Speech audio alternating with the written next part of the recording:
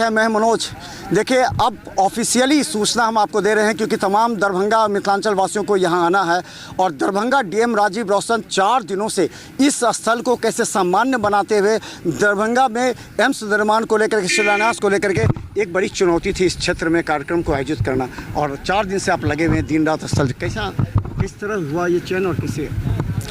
देखिए, ये पूरे मिथिला के लोगों के लिए सौभाग्य की बात है कि दरभंगा एम्स उन्हें प्राप्त हुआ है, और जो कार्यक्रम था उसको हम लोग प्रोटोकॉल के हिसाब से जो भी निर्देश प्राप्त हुए हैं उसके अनुरूप हम लोगों ने कार्य कराने का काम किया है। अच्छा, ये तमाम जो भूमि थी उस समय काफ़ी ज़्यादा दलदल था।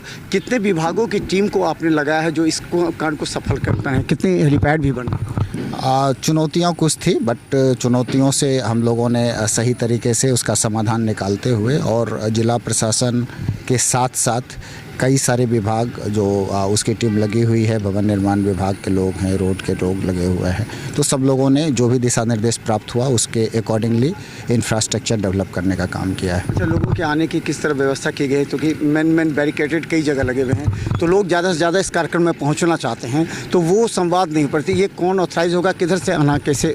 नहीं, उसके लिए वरीय पुलिस अधीक्षक दरभंगा के नेतृत्व में विस्तृत रूप से ट्रैफिक प्लान बनाया गया है और सारे रूट डिमार्केटेड हैं, पार्किंग भी चिन्हित किया गया है, जहां से भी लोग नीचे उतर करके आएंगे, स्लोप भी बनाए गए हैं, तो कहीं कोई कठिनाई नहीं होगी।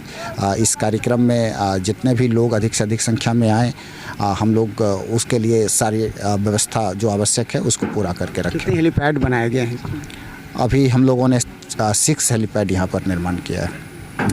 आज सौंप दिया जाएगा इसको एसपीजी, मतलब ये पूरे परिसर को?